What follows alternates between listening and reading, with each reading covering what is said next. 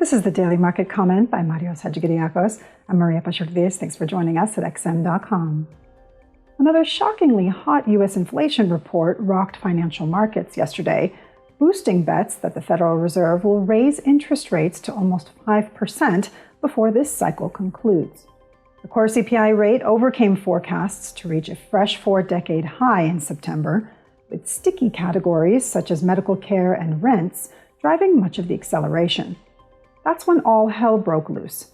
The dollar initially raced higher while shares on Wall Street sliced their way to new lows as the data poured cold water on speculation that the Fed will hit the pause button sometime soon. But it did not last. A stunning turnaround ensued, leaving many traders speechless. Stock markets staged a fierce comeback to close the session with gains exceeding 2%, a reversal that was perfectly mirrored in the dollar, which surrendered its opening gains to close in the red. There was no real catalyst for this sudden change of heart. Yields cooled a little once the dust settled, but not enough to justify equity and FX moves of such proportions. Instead, this snapback seems like the product of protective hedges being unloaded in the options market, which generated enough upside momentum to trigger a broader wave of short covering. Adding everything up, nothing has fundamentally changed.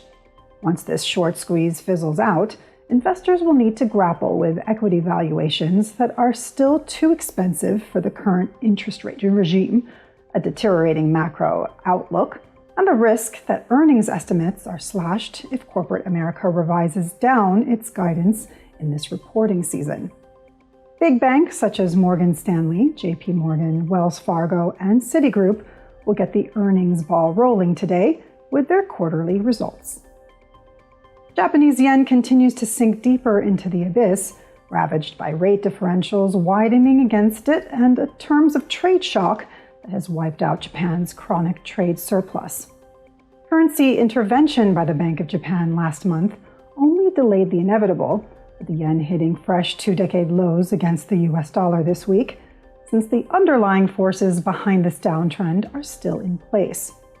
Meanwhile, the star performer yesterday was the British pound, which came back swinging amid rumors the government would abandon more elements of its disastrous budget, including the plan to axe a planned increase in corporate taxes. This is today's Daily Market Comment. Thanks for joining us at XM.com.